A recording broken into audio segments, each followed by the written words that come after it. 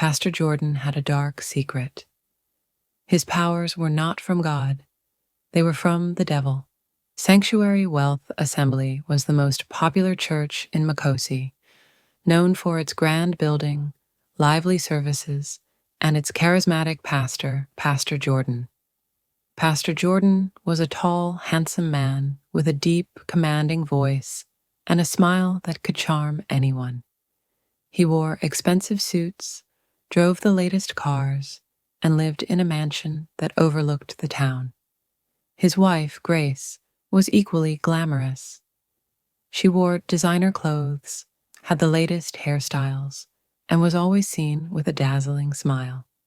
Together, they were the perfect couple, holy, prosperous, and blessed. Every Wednesday and Sunday, the church was packed with people from all over Makosi.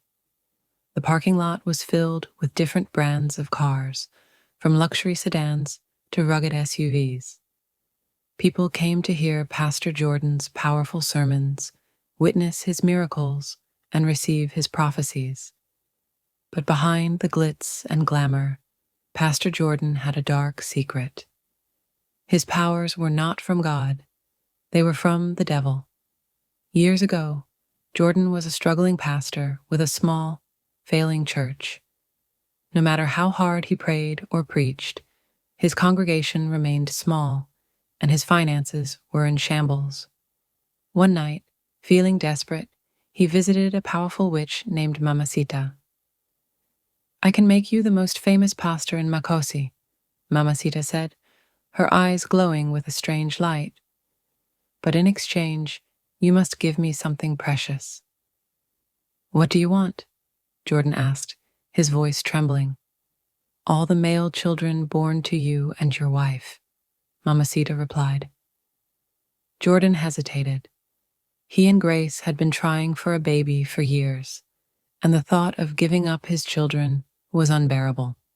But the temptation of power was too great. He agreed to the deal. Mamacita gave him a small, black ring.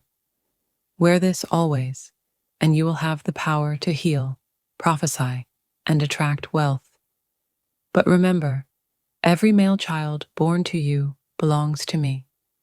With the ring on his finger, Jordan's life changed overnight.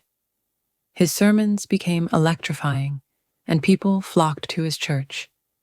He performed miracles that left the town in awe. The sick were healed, the poor were blessed, and Jordan's wealth grew exponentially. Grace, his wife, enjoyed the luxurious lifestyle that came with Jordan's newfound success. She wore the finest clothes, drove the latest cars, and became a symbol of glamour in Makosi.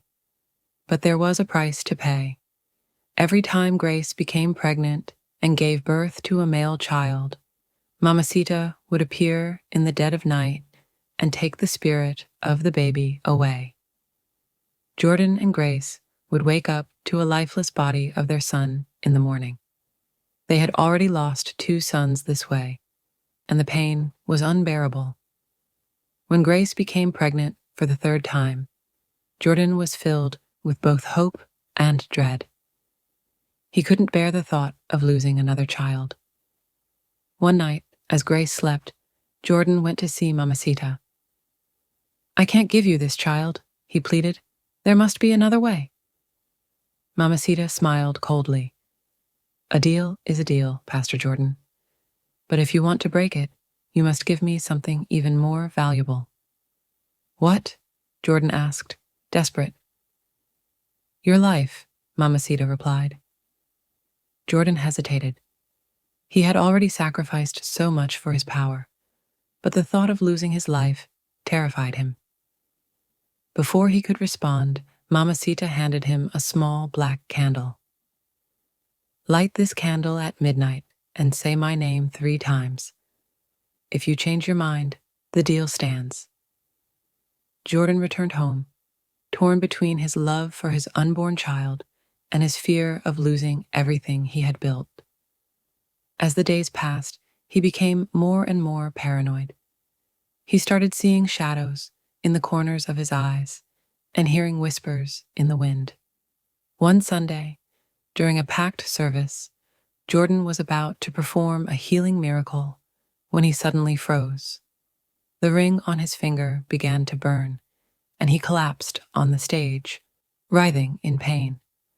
The congregation gasped in shock. Grace rushed to his side, but Jordan pushed her away. "Leave me," he shouted. "I'm not who you think I am." That night, Jordan lit the black candle and called out Mamacita's name 3 times. She appeared in a cloud of smoke, her eyes glowing with malice. "Have you made your decision?" she asked. Jord nodded, tears streaming down his face. "Take my life. Just spare my child." Mamacita smiled. "Very well." She reached out and touched his chest, and Jordan felt a searing pain as his life was drained from his body. When he woke up, he was alone in the church, the ring and candle gone.